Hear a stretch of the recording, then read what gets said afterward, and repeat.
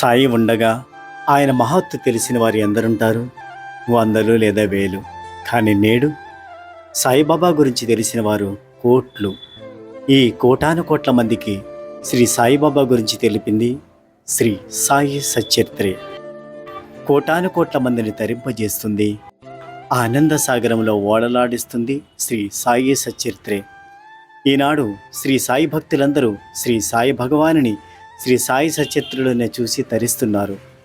శ్రీ హేమాడ్ పంతుని కారణమాత్రునిగా చేసి ఆయనలో ఆ సంకల్పం కలిగించి ఆయనలో తానే ప్రవేశించి తన జీవిత చరిత్ర తానే రచించుకొని కీర్తిని మాత్రం శ్రీ హేమాడ్ పంతుకు ప్రసాదించారు శ్రీ సాయి. ఈనాడు ఎందరో సాయి భక్తుల్లో తానే ప్రవేశించి తన గురించి తానే ప్రచారం చేసుకుంటూ ప్రచారం చేసిన కీర్తిని గౌరవాన్ని మాత్రం తన భక్తులకు ప్రసాదించి తాను ఏమీ ఎరగనట్లు పట్టనట్లు నిర్మయుడై చూస్తూ ఆనందిస్తున్నాడు శ్రీ సాయినాథుడు. శ్రీ సాయి సచ్చరితను తెలుగులో అనువదించిన మహానుభావుడు శ్రీ ప్రత్తి నారాయణరావు గారు. ఈ మహాత్ముని కారణంగానే ఈనాడు లక్షలాది మంది తెలుగు ప్రజలు శ్రీ సాయి సచ్చరిత పారాయణ చేసి తమ కోరికలు నెరవేర్చుకుంటున్నారు. శ్రీ సాయి సచ్చరిత శ్రీ హేమాడ్ పంత్ గారిచే రచించిన గ్రంథం ద్వారా ఆత్మజ్ఞానం లభించి ఆత్మ సాక్షాత్కారం సిద్ధిస్తుంది. దానితో భక్తుడు అమరుడవుతాడు. శ్రీ హేమాడ్ పంత్ గారు రచించిన ఈ గ్రంథానికి ఇంతటి ప్రాధాన్యత ఉంది కనుకనే శ్రీ షిరిడి సంస్థానం వారు ఈ గ్రంథాన్ని మాత్రమే ప్రామాణిక గ్రంథంగా పరిగణిస్తారు.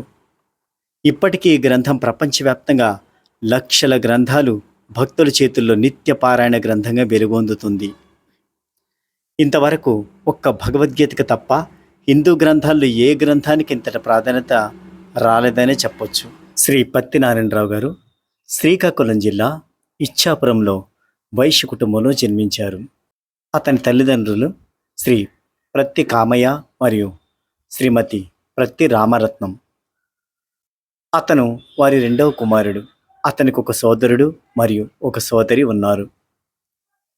పత్తి నారాయణరావు గారు 1924 మే 15వ తేదీన శ్రీమతి కామేశ్వరమ్మని వివాహం చేసుకున్నారు. తర్వాత నారాయణరావు గారు విజయనగరానికి మారారు. అక్కడ అతను ట్యుటోరియల్ కళాశాల నడుపుతూ ట్యూషన్లు తీసుకుంటున్నాడు. ప్రత్తి నారాయణరావు గారు మరియు శ్రీమతి కామేశ్వరమ్మకు ఒక పెద్ద కుమార్తె శ్రీమతి చంద్రమతి, ఇద్దరు కుమారులు శ్రీ సత్యనారాయణ గారు. వీరు విజయనగరంలో పాఠశాల ఉపాధ్యాయునిగా పనిచేశారు. మరియు కృష్ణారావు గారు భిలాయ్ స్టీల్ ప్లాంట్లో ఇంజనీర్గా పనిచేస్తున్నారు. అయితే వీరిప్పుడు లేరు. తన పెద్ద కొడుకు 5 సంవత్సరాల వయసులో ఉన్నప్పటికీ నిరాడంబరమైన శ్రీ పత్తి నారాయణరావు గారు సత్యాన్వేషణలో తన నివాసాన్ని విడిచిపెట్టాడు. ప్రత్తి నారాయణరావు గారు తన పెద్ద కూతురు శ్రీమతి చంద్రమతిని అప్పటికి కేవలం 10 సంవత్సరాల వయసులో వదిలి ఇంటి నుండి వెళ్ళిపోయాడు. ఇంటి నుంచి వెళ్ళిన క్షణం నుంచి ఆయన భార్య శ్రీమతి కామేశ్వరమ్మ మంచాన పడింది. అప్పటి నుండి శ్రీమతి చంద్రమతి అనారోగ్యంతో ఉన్న తన తల్లిని మరియు ఆమె తమ్ముళ్ళు సత్యనారాయణ మరియు కృష్ణారావుల్ని వారి తాతగారింట్లో చూసుకుంది. శ్రీమతి పత్తి నారాయణరావు భార్య కామేశ్వరమ్మ 1967లో మరణించారు. తర్వాత రోజుల ప్రత్తి నారాయణరావు గారు షిరిడిలో ఉన్నాడని, అతను తన స్థిర నివాసం చేసుకున్నాడని తెలిసింది.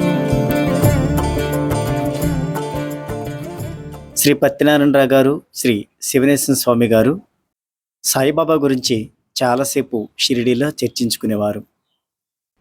అప్పటికే శ్రీ గుణాజీ చేత ఇంగ్లీష్లోనికి అనువదించబడిన శ్రీ సాయి సచ్చరితను అద్భుతంగా అనితర సాధ్యంగా సంక్షిప్తంగా తెలుగులోనికి అనువదించారు.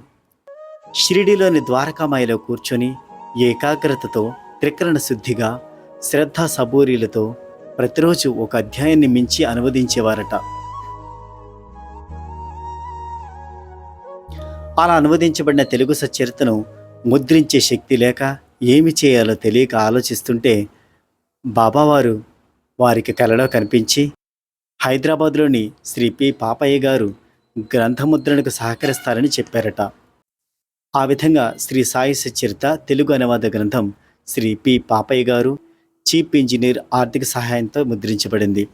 తెలుగు సాయి సచిత్ర మొదటి ముద్రణ 19 మే 1953న విడుదలైంది. సచ్చరితము సాయి సచ్చరితము పఠించు వారికే శుభ ఫలితము.